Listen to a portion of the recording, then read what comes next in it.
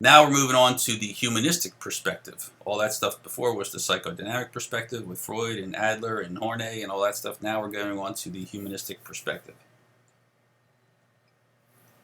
This is what I'm more of a fan of. Emphasis on the person's capacity of personal growth and positive human qualities. Okay, humanism or humanistic psychology, humanistic perspective is dealing with our own growth and positive human qualities. Our ability to control our lives. We have our own ability to control our lives, take control of what we want, and we can achieve what we desire. You've heard these quotes out there: anything you can believe, you can achieve. If you believe, you can achieve. All these type of things. It's coming from the humanistic perspective.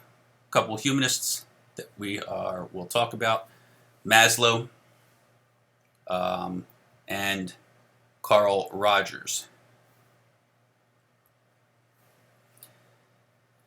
Maslow's approach described self-actualizers as spontaneous, creative, and possessing a childlike capacity for awe. Self-actualization is what Maslow believes that we ultimately want to achieve. He says that it's spontaneous, creative, and possesses a childlike capacity for awe. He's saying that humanism, this is the third force psychology. It is neither Freudian with their drives and the psychosexual stages, nor is it behaviorism. It is clearly biased since focus was on highly successful individuals. What happened here was when Maslow created his theories and stuff, that he was analyzing, and the studies that he dealt with were only on people who were highly successful, did not take into consideration the entire population, right? We talked about that way back, about samples and populations and that type of stuff. So it was very biased. Carl Rogers' approach focused on personal growth and self-determination. Self-determination, very important here. We are all born with the raw ingredients of a fulfilling life, but we must achieve the following. Okay. First, unconditional positive regard basically means we're being accepted, valued, and treated positively. Wouldn't that be awesome? We know that that's not happening in our world, but it would be awesome if we had unconditional positive regard where we are all accepted, valued, and treated positively. Conditions of worth as part of this, standards to receive positive regard from others, and our self-concept, which is representation of who we are and who we wish to be. So it would be great if we had unconditional positive regard. To an extent, depending on your environment and your family, wherever you're growing up and living, you may have unconditional positive regard, but in the world, maybe a different picture. So, he said healthy human relations are dealt with these three things: unconditional positive regard, empathy, which is a little different than sympathy. Empathy is being able to put yourself emotionally in the state that others are going through, so you can understand what they are dealing with. And then genuineness. We all know what genuineness, being genuine, is.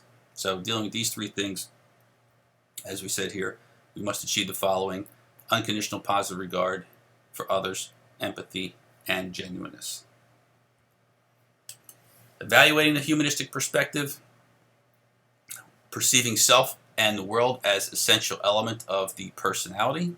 Okay, so yourself and the world are essential. Consider whole person and positive aspects of human nature, and emphasis on conscious experience. So here we're considering the whole person and the positive aspects. We're looking more at the positive side of things than the negative side, and we emphasize the conscious human experience. Criticisms of humanistic perspective: too optimistic, overestimating freedom and rationality. It's just giving too much credence to being positive and positive results. promoting excessive self-love and narcissism, not holding individuals accountable for their behaviors. All right, slide 29. Now we're talking about the trait perspectives on personality. The trait is basically your personality characteristics, enduring disposition that leads to characteristic responses. Traits are the building blocks of personality. Trait, you've all heard of state and trait. Trait is the part that is more of who you are, your personality. State is in a particular situation. Your trait may be that you are a very happy person, positive, optimistic type stuff, but you could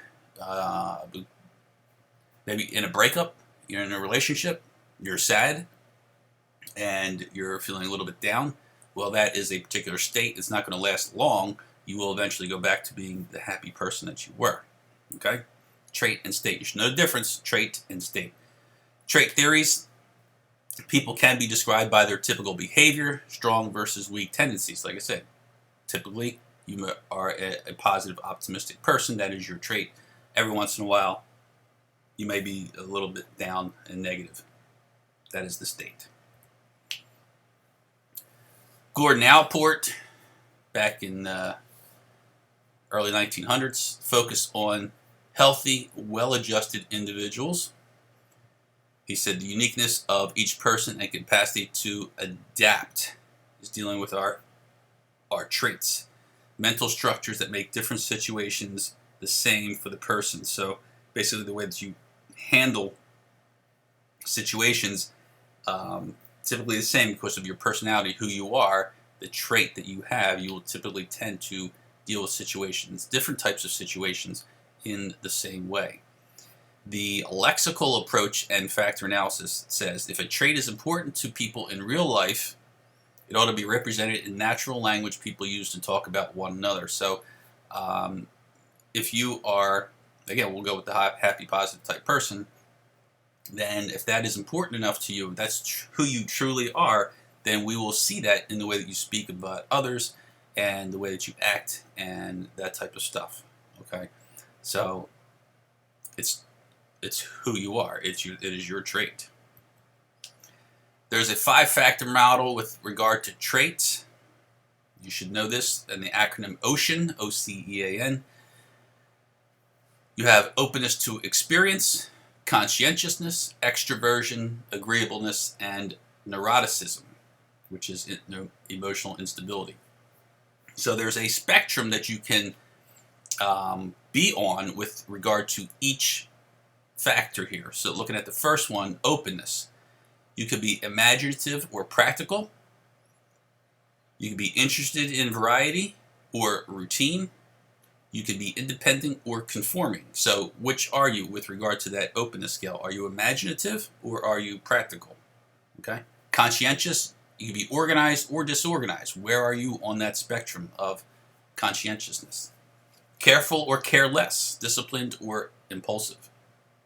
Extroversion scale doesn't mean that you're an extroverted person, but you can be sociable, which would be very extroverted, or retiring, or basically withdrawn to yourself.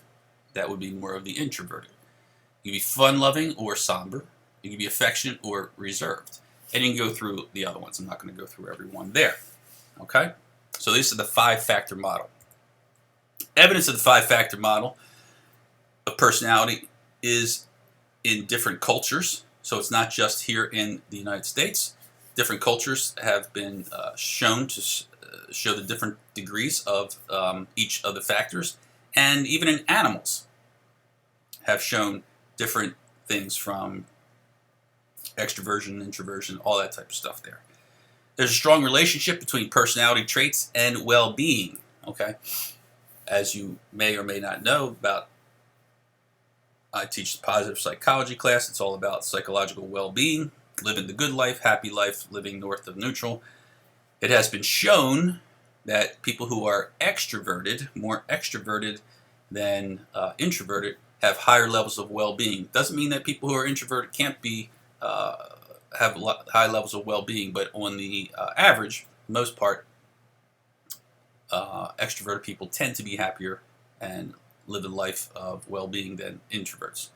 And if you are a neurotic, neuroticism, lower levels of well-being. So if you're a neurotic person, then obviously you are, as you see here, neurotic. You are anxious, insecure, and self-pitying. That does not tend to go towards well-being. Subjective well-being, basically this is your own assessment of your level of positive affect, how happy you are, and how positive experiences that you have. The traits are enduring characteristics. Obviously, the traits last for a long period of time. The states are briefer experiences, such as mood, as we mentioned there earlier. Trait perspective some more on slide 34. Practical value of personality traits. Connections between personality traits and health. People who are a little bit more optimistic tend to be healthier. Pessimistic people don't. Our personality traits are connected to the way that we think, the career choices that we take, and even with our relationships with others. Okay, some criticisms of the personality trait, the trait perspective.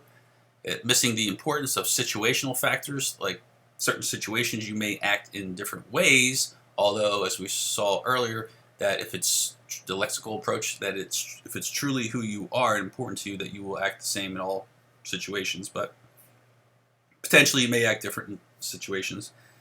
And it paints the personality with very broad strokes. Okay, it's basically generalizing is what that is saying.